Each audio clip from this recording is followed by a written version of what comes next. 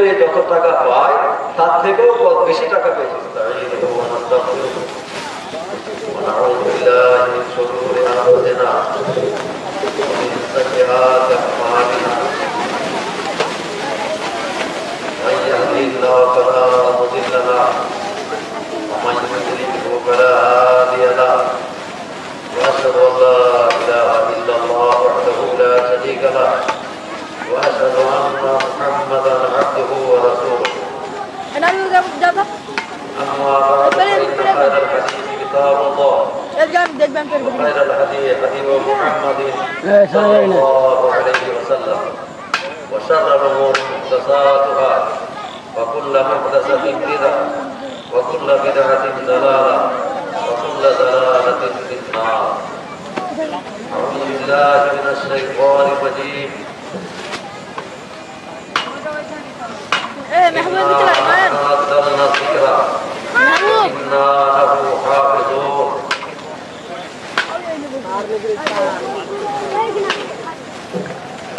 वो जमाने में मुअज़्ज़ज़ थे मुसलमान होकर और हम हार हुए तारिके कुरान होकर।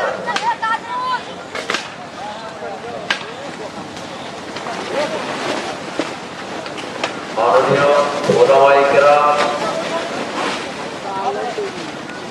আগত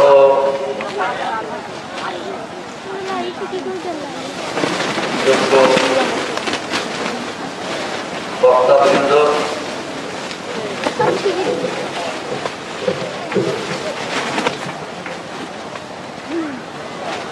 ফাতেমা নগরে মাদ্রাসা শিক্ষিকা ছাত্রী স্নেহময়ী ছাত্রীরা, পর্দানসীন মা বোনেরা,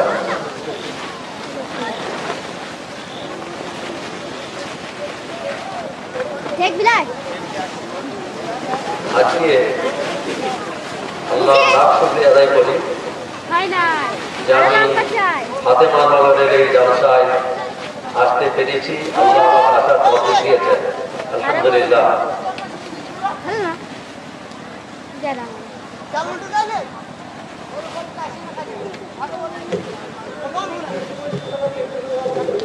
এর আগে আরেকবার জলসার দাওয়াত পেয়েছিলাম, তখন থেকেই প্যারালাইসিসে আক্রান্ত হয়ে আছি, তখনও আসতে পারিনি বিশেষ একটা কারণে।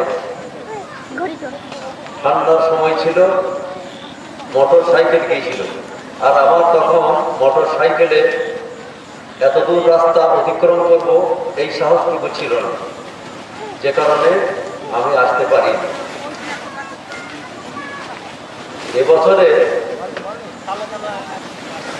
ট্রেনে, বাসে, মোটর সাইকেলে এই 3 রকম যানবাহনে আল্লাহ রাব্বুল ইজ্জত পৌঁছে দিয়েছেন, বলারও আল্লাহ তৌফিক দিয়েছেন।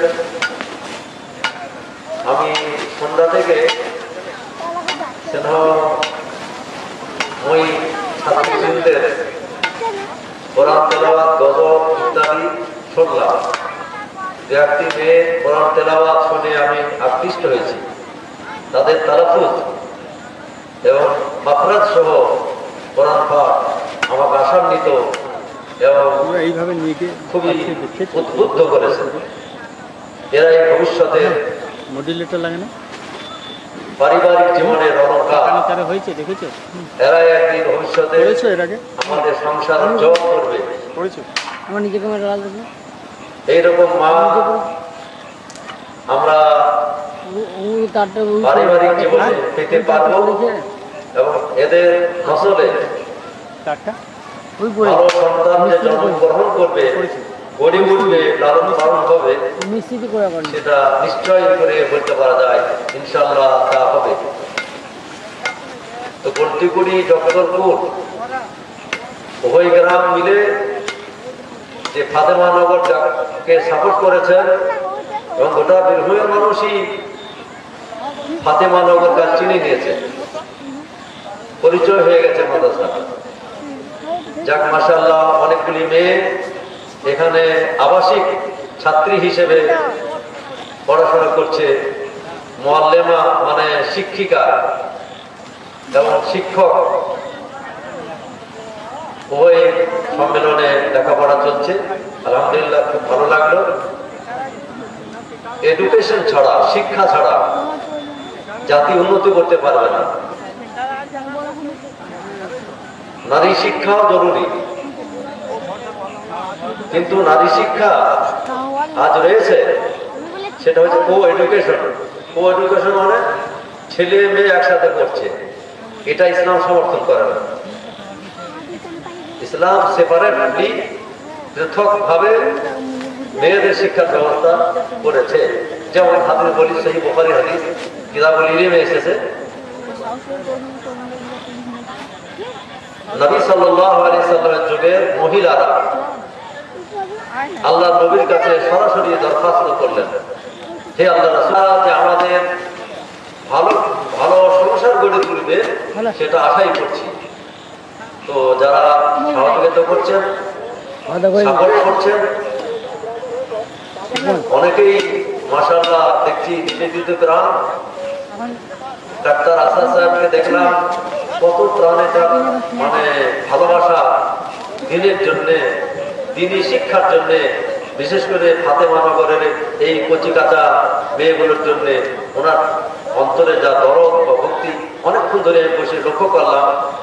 আমি সত্যি আনন্দিত হলাম, উৎফুল্লিত হলাম। এই ধরনের কিছু মানুষ যদি তৈরি হয়ে যান, তাহলে মাদ্রাসা ইনশাআল্লাহ ফাকিরের মাদ্রাসার মতো, আব্দুল মাতিনের মতো মাদ্রাসা যে গড়ে উঠবে না তা বলা যাবে না। ওইরকম উচ্চাঙ্গের মাদ্রাসা পাবে। জায়গাও তো মাশাআল্লাহ বেশ বড় হয়ে গেছে। ধীরে ধীরে এবার ঘর বাড়ি বাড়বে, শিক্ষিকা বাড়বে, মুআল্লিমা বাড়বে আল্লাহর রহমতে।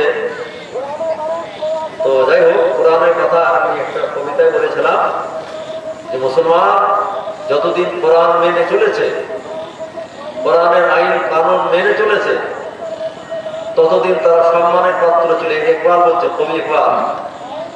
কিন্তু যখন কোরআনের শিক্ষা বাদ দিয়ে, কোরআনের তাসদিক তামাদ্দুনকে বাদ দিয়ে অন্য শিক্ষায় উদ্ভাসিত হয়েছে, তো তারা নিজেরাই অপদস্থ হয়েছে। জালিল ও খার হয়ে তারেকে কোরআন হোকা, কোরআনের শিক্ষা দীক্ষা ছেড়ে দিয়ে তোমরা অপদস্থ হয়েছে। আর যতদিন কোরআন মেনে চলেছে ততদিন মুসলমান উচ্চ আসন অলঙ্কৃত করেছে।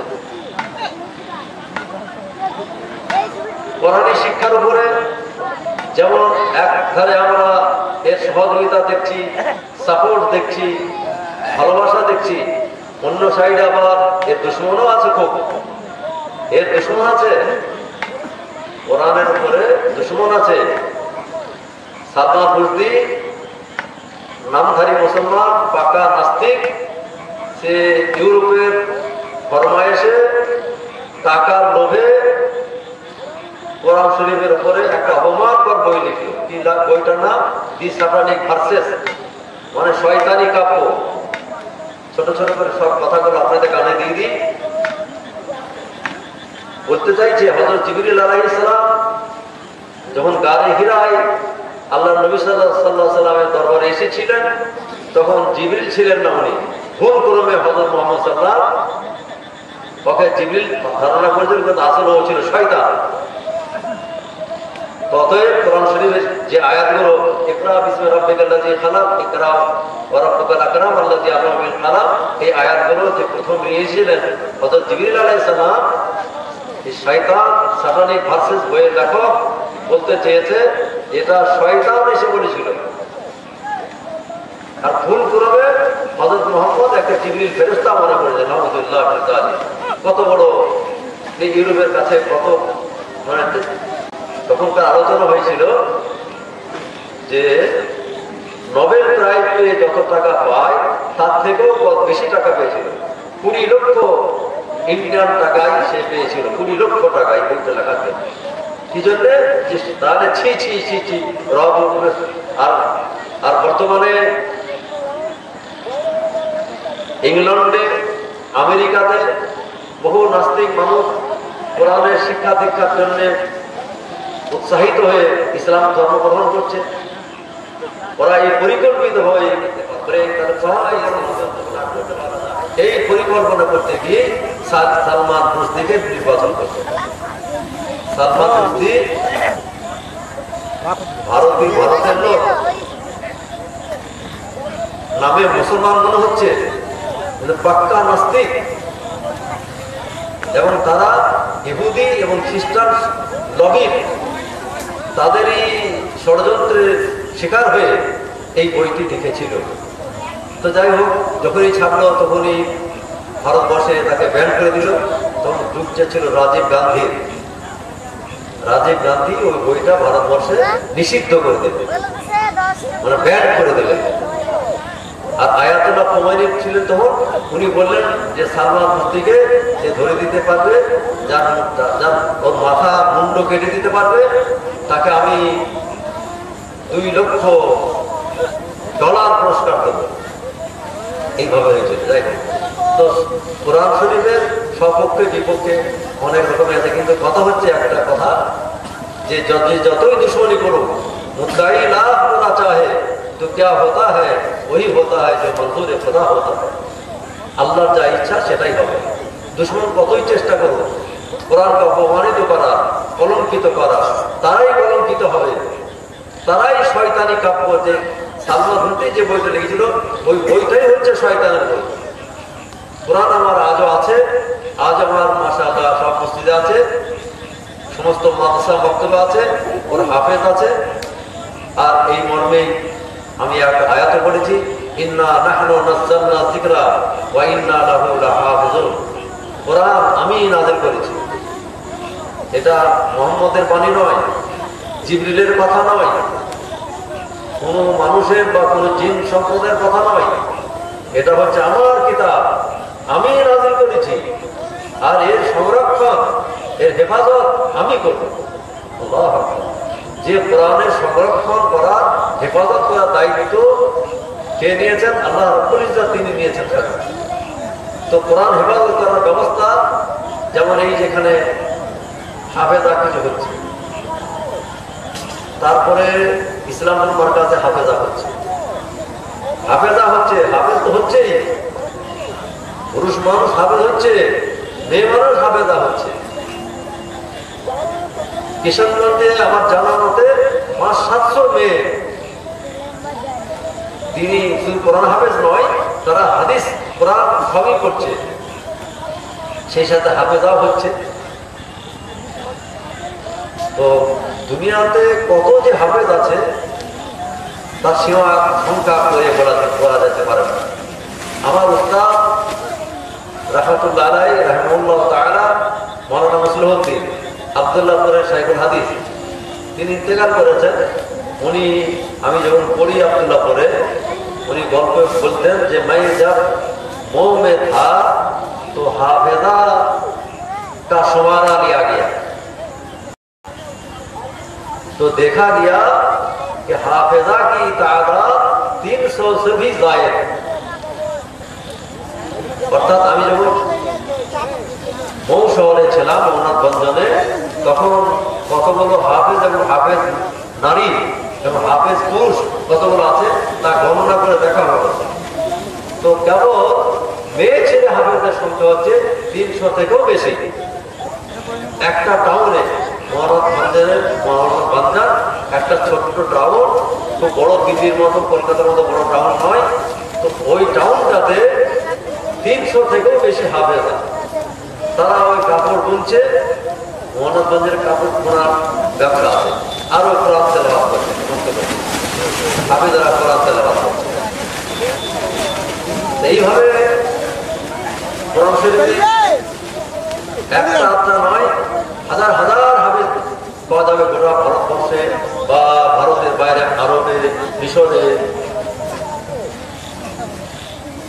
মুসলিম রাষ্ট্রের বহু রয়েছে। সমস্তগুলো যদি গণনা করা যায় তাহলে অনেক অনেক সংখ্যা হবে হাফেজের। পৃথিবীর কোন ধর্মীয় গ্রন্থে এত হাফেজ নাই যত হাফেজ কোরআন শরীফের আছে। জিন্দাবেস্তা, বাইবেল, ইনজিল, মহাভারত, রামায়ণ হাফেজ নাই। এই ধর্মীয় গ্রন্থগুলো হাফেজ নাই।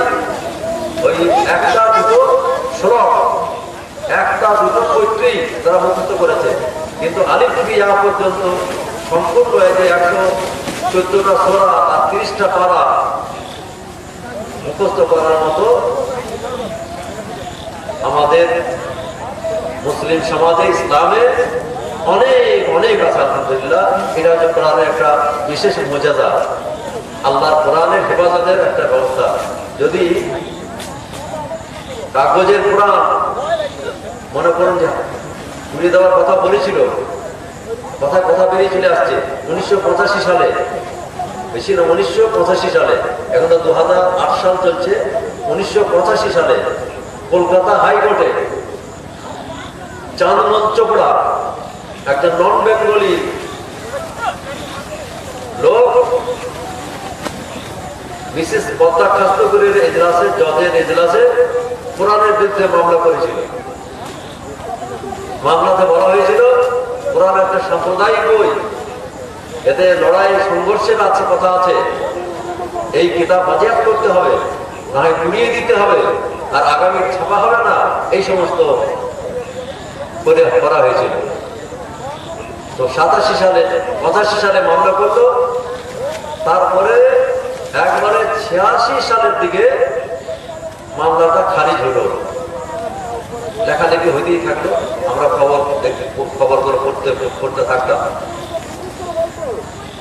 শেষকালে রায় বের হলে যে কোরআন শরীফ আমাদের ভারতবর্ষ সেকুলার স্টেট, মানে ধর্মনিরপেক্ষ রাষ্ট্র, সব ধর্মের মানুষ নিজের নিজের ধর্মীয় কৃষ্টি কালচার করতে পারবে, কারো ধর্মে কোনো আঘাত, কোনো প্রতিঘাত করা যাবে না। তো ইসলামের ধর্মীয় গ্রন্থ হচ্ছে কোরআন শরীফ, কাজেই তারা কোরআন শরীফের আইন মেনে লেখাপড়া শিক্ষা করতে পারে, বা কোরআন শরীফ মেনে তারা নিজেদের দৈনন্দিন জীবনও পরিচালিত করতে পারবে। কাজেই এই মামলা খারিজ, উনি খারিজ করে দিলেন। তো চাঁদমন চোপড়া প্রখ্যাত এই নন বেঙ্গলি ভদ্রলোক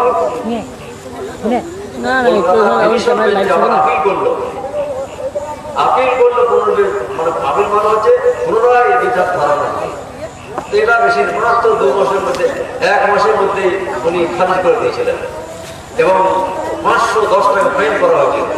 একবার মামলা করা হয়েছে, খারিজ করে দেওয়া হয়েছে, আবার মামলা আপিল করেছ, সেই জন্যে এই অপরাধের জন্যে তাকে এই মামলা মানে প্রথম দিকে মামলা করেছিল, আর সেপ্টেম্বরের লাস্টের দিকে মামলাটা খারিজ করে দিলেন এবং বললেন যে এটা অন্যায়, অন্যায়ের জন্য 510 টাকা জরিমানা করা।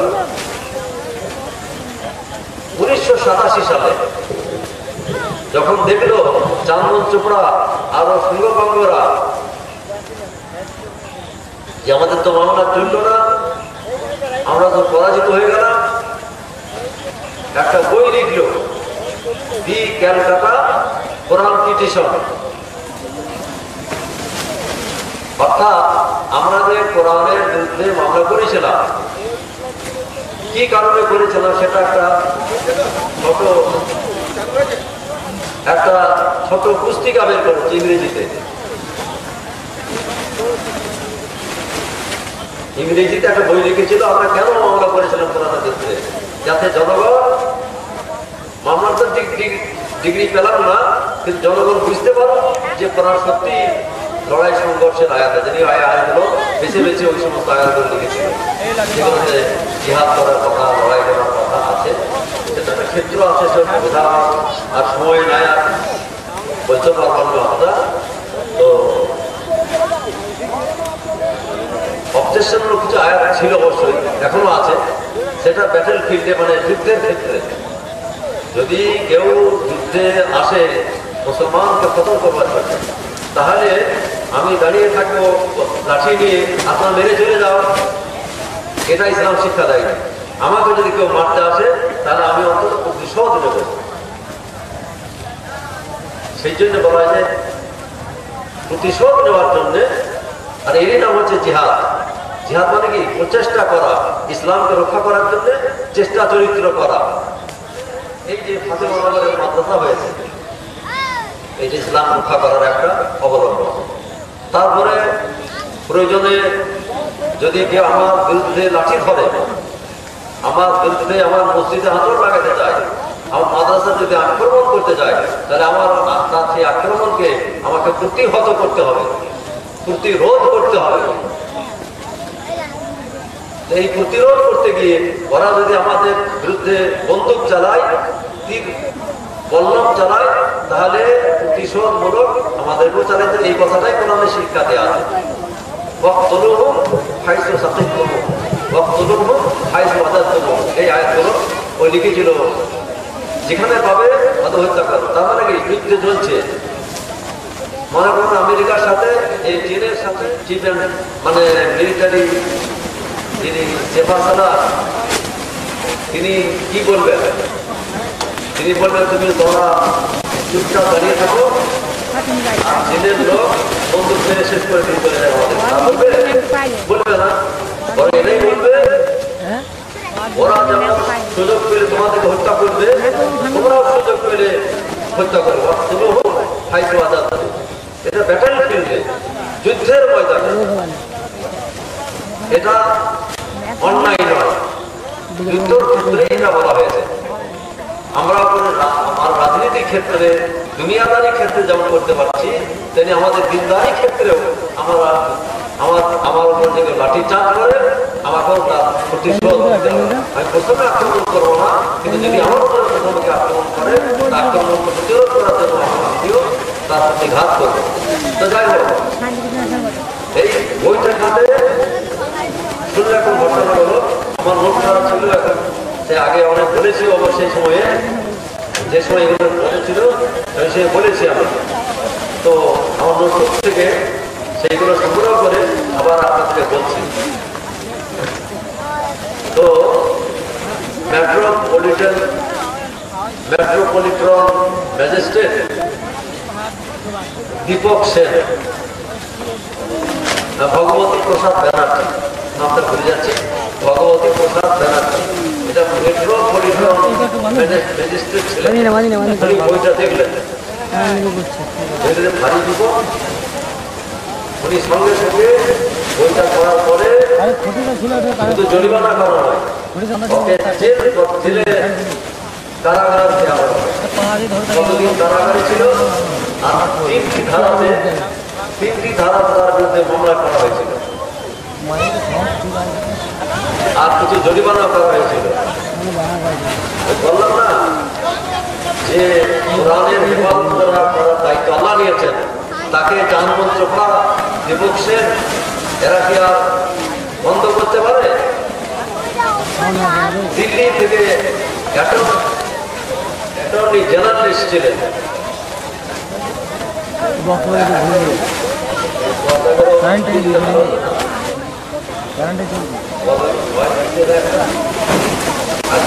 অ্যাটর্নি জেনারেল এসেছিলেন দিল্লি থেকে কলকাতা হাইকোর্টে।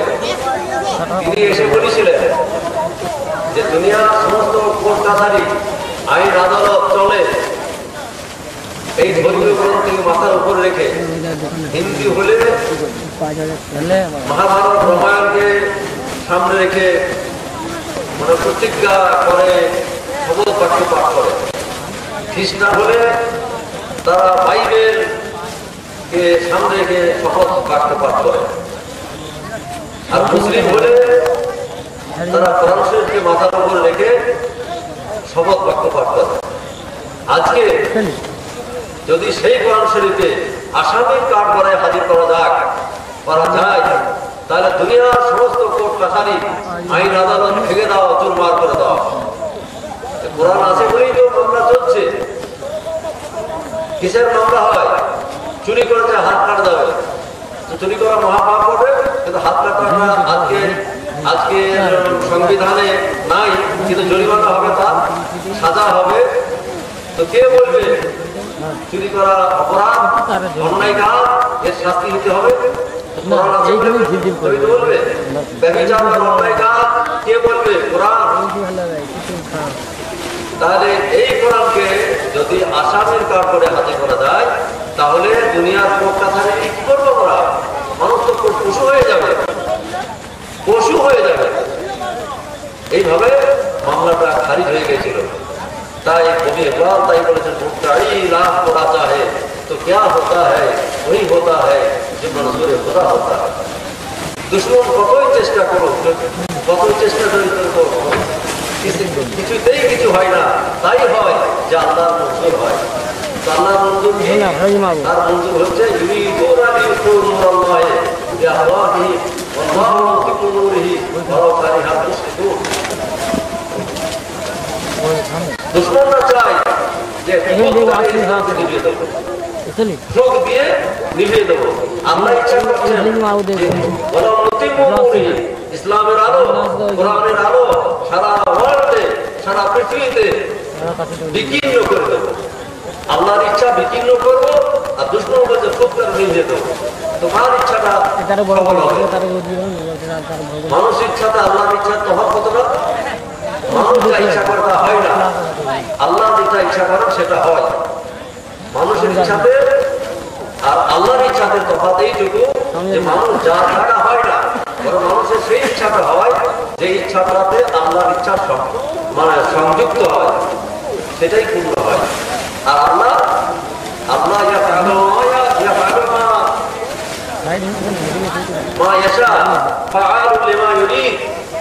আল্লাহ তাআলা যা ইচ্ছা করেন তাই করেন কারো অপেক্ষা রাখেন না যে তোমার ইচ্ছা আছে কি নাই আল্লাহ তাআলা কিন্তু আমার ইচ্ছা মানুষের ইচ্ছা কখনোই ফলপ্রসূ হয় না যখন আল্লাহর ইচ্ছা সেই সাথে সংযুক্ত না হয় তো আল্লাহর ইচ্ছাটাই পূরণ হবে সেই জন্য সালমান রুশদি ফেল হয়ে গেল তার বইটাই শয়তানি কাব্য বলে বিবেচিত হলো তারপরে কোরআনকে ইসলামকে কটাক্ষ করতে গিয়ে তসলিমা নাসরিন দেশ ছাড়া হলো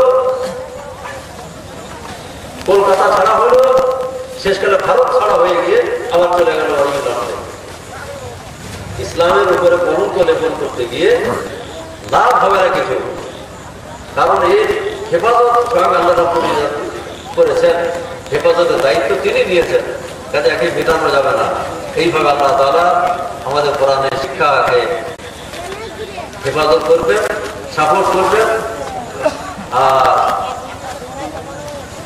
আল্লাহ যদি রাখতে চান এর ব্যাপৃতি চান প্রচার পাবলিসিটি চান তাহলে ইনশাআল্লাহ এর প্রচারও হবে বিভিন্ন জায়গাতে বিভিন্ন স্টেটে বিভিন্ন দেশে আজ কোরআন শরীফকে নিয়ে রিসার্চ হচ্ছে গবেষণা হচ্ছে এবং এর ফায়দা এর উপকারিতা অকপটে তারা ব্যক্ত করছে যাই হোক বলতে বলতে অনেকটাই কথা বলে ফেলে দিলাম তো আমি আর বেশি কিছু বলছি না মাশাআল্লাহ আপনারা জমে বসে যান যোগ্য আলেমরা এসেছেন আমাদের প্রথমে আলোচনা হয়েছে